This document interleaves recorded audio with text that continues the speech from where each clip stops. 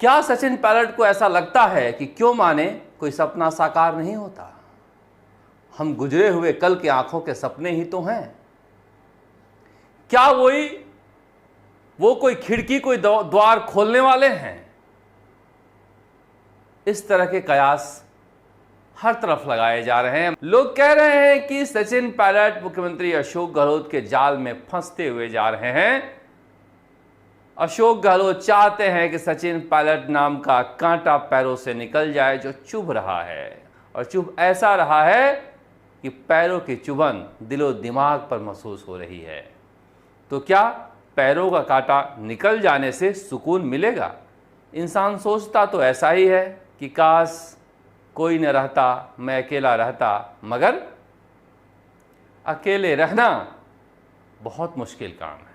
मगर इस बीच दिल्ली में क्या हो सकता है और दिल्ली में क्यों बुलाया गया है? इस बीच करौली दौरे से सुखजिंदर सिंह रंधावा बुलाए गए हैं, तो तरह तरह की अटकलें इनके बारे में भी लगाई जा रही है, क्योंकि ये तो प्रवक्ता बन गए थे मुख्यमंत्री अशोक गहलोत का, ऐसे जैसे यहाँ प्रवक्ता कोई ढंग का नहीं हो। प्रभारी की क्या जरूरत? प्रभारी के सारे काम छोड़ दिए थे और सिर्फ सचिन पायलट के खिलाफ बोलने में लग गए थे। अब सचिन पायलट को क्यों बुलाया गया है? क्या सचिन पायलट को कोई ऑफर दिया जाएगा या चेतावनी दिया जाएगा? क्या सचिन पायलट ऑफर को मानेंगे या चेतावनी को मानेंगे? क्योंकि रिश्तों में ऐसी खटास आ चुकी है कि बहुत मुश्किल है इस दूरी को पाट पाना। सचिन पायलट के खिलाफ नहीं है अशोक गहलोत, ये कहना गलत है। मुख्यमंत्री अशोक गहलोत ने बगावत की है गांधी परिवार से, क्योंकि गांधी परिवार वापस लेकर आया था सचिन पायलट को, और सचिन पायलट को दूर फेंकने की कोशिशों में वो गांधी परिवार के फरमान को दूर फेंक रहे हैं। उससे उन्होंने बगावत कर रखी है कि गांधी परिवार लाया तो क्या, मैं 1 इंच जगह नहीं दूंगा। सचिन पायलट तो मोहरा है। ये झगड़ा गांधी परिवार और मुख्यमंत्री अशोक गहलोत के बीच का है। फिलहाल वो ये कहते हैं कि हम मुख्यमंत्री अशोक गहलोत पर दबाव डालेंगे तो क्या पता वो सरकार गिरा देंगे। जब ऐसी स्थिति हो गई हो तो समझिए कि राहुल गांधी और सोनिया गांधी नजरें क्यों नहीं मिला रहे हैं। मगर बड़ी बात यही है कि इन तमाम बातों को दूर हटाकर रख दें तो फिर फैसला क्या होगा, और उस फैसले को क्या सचिन पायलट मानेंगे? सचिन पायलट की मांग कोई ज़्यादा नहीं है, आत्मसम्मान की मांग है। पद के आगे चले गए हैं वो जानते हैं कि मुख्यमंत्री का पद कोई मतलब नहीं है अब 4 महीने के लिए, मगर आत्मसम्मान से बड़ी कोई चीज़ नहीं है। मगर उन शर्तों को लेकर वो गए हैं जिन शर्तों के आधार पर वो राजस्थान की राजनीति में खुद को स्थापित करना चाहते हैं, युवाओं के दिल में बसना चाहते हैं। जो खून के आंसू उन्होंने रोए हैं पेपर लीक को लेकर, आरपीएससी को लेकर गंभीरता से विचार होना चाहिए। पेपर लीक के अपराधी पकड़े जाने चाहिए, और जो भ्रष्टाचार बड़ा मुद्दा है उस पर चोट होनी चाहिए। और कहने वाले तो ये कह रहे हैं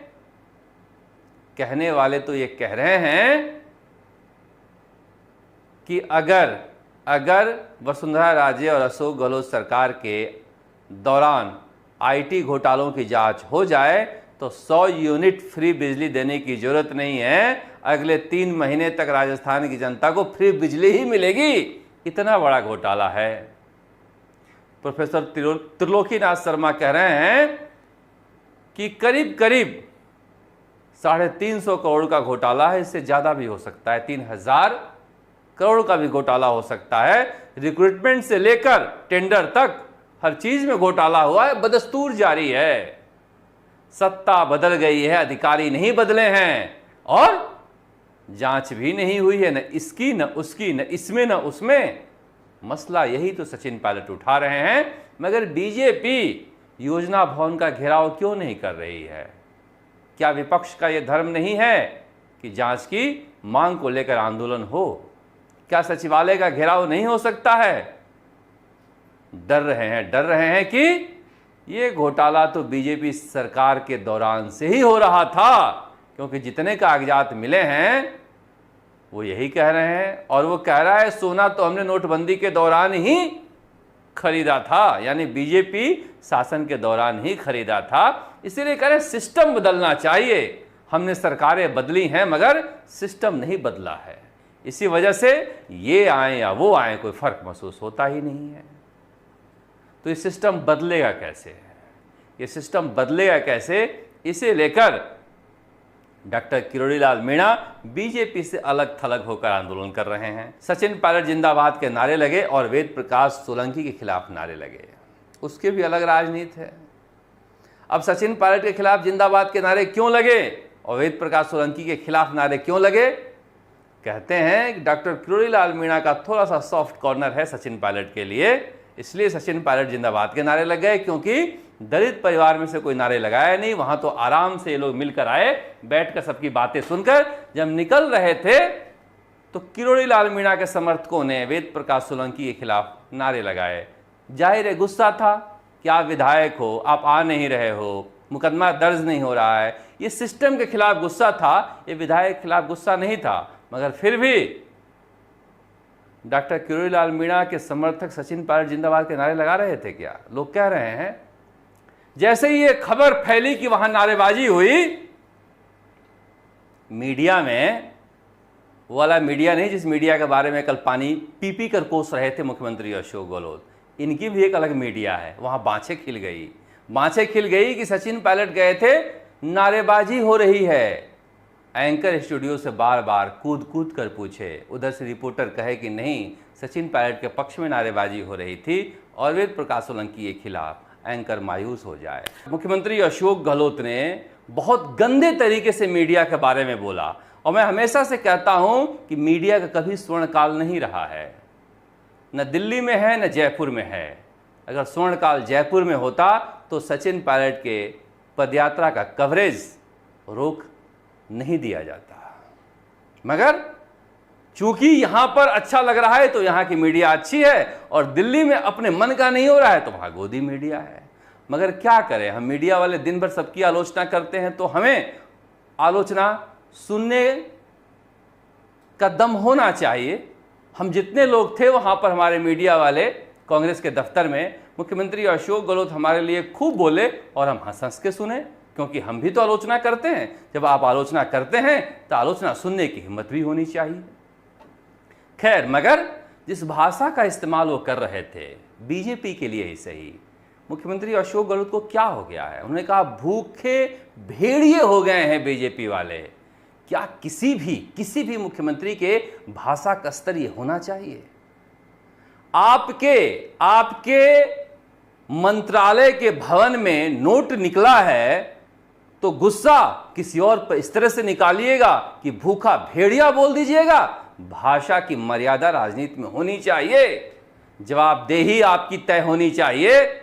इस तरह से किसी को भूखे भेड़िए से यह आरोप कम नहीं हो जाता कि मुख्यमंत्री अशोक गहलोत आईटी मंत्री हैं और उनके कार्यालय से, आईटी मंत्रालय के कार्यालय से ये पैसे निकले।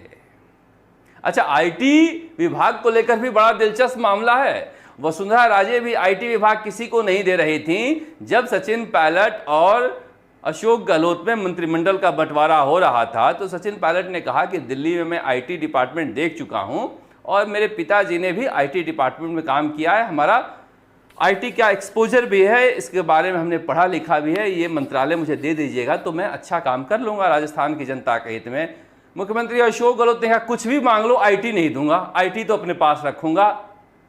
अब वो पुराने दिन लोग याद कर रहे हैं कि आईटी में ऐसा क्या था, आईटी में ऐसा क्या है, मगर है।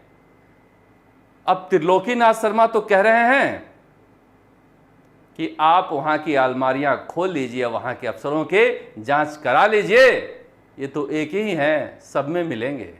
इतने दस्तावेज वो दिखाकर गए जो एंटी करप्शन ब्यूरो को दे के आए हैं कि राजस्थान की जनता के सामने आ जाए तो वो होश फाख्ता हो जाए। मगर क्या करें, सिस्टम है ये सुधरता ही नहीं। मुख्यमंत्री अशोक गहलोत करके 68 लिखकर ले गए थे, उन्होंने पर्ची निकाली और कहा कि 68 अफसरों को हमने पकड़ा है।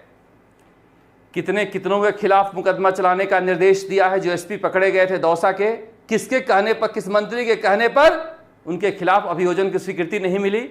जो कलेक्टर पकड़े गए थे, अभियोजन की स्वीकृति किनके कहने पर नहीं मिली, उसका भी तो हिसाब दीजिए कि एंटी करप्शन ब्यूरो ने पकड़ा, मगर ऐसा क्या हुआ जो अभियोजन की स्वीकृति नहीं मिली और कितने मामलों में नहीं मिली। और क्या राजस्थान के सभी नेता दूध के धुले हैं? ब्रह्मा जी ने कोई अलग फॉर्मेट में तैयार किया है उन्हें कि अफसर तो सारे चोर हैं और नेता सारे राजा हरिश्चंद्र हैं। एक भी नेता नहीं पकड़ा गया। एंटी करप्शन ब्यूरो कहा गया है कि नेताओं की तरफ देखना नहीं है, और आप अफसरों की लिस्ट गिना रहे हो। सिर्फ अफसर चोर हों और नेता ईमानदार हों तो कोई अफसर चोरी नहीं कर सकता। इसलिए कहा जा रहा है कि गुस्से में आप कुछ भी मत बोलिए। भूखे भेड़िए जैसे शब्द बोलना ठीक बात नहीं है। वो कहें 30-40 सालों में इन्होंने कितनी संपत्ति इकट्ठा की है उसका हिसाब नहीं लगा सकते। सारे नेताओं की संपत्ति का हिसाब हो जाए, कांग्रेस के भी बीजेपी के, जनता के सामने आ जाए, पता चल जाएगा। क्योंकि जनता की नज़रों में हमाम में सब नंगे हैं। और यही तो सवाल है जो जनता बार बार पूछ रही है कि व्यवस्था परिवर्तन कब होगा, मगर होगा या नहीं होगा पता नहीं। नाउम्मीद कांग्रेस के कार्यकर्ता कैसे उम्मीदों से लबरेज होंगे, कांग्रेस के लिए यह यक्ष प्रश्न है जिसका उत्तर उन्हें ढूंढना जरूरी है। देखते रहिए राजस्थान तक। नमस्कार। जयपुर से शरद कुमार।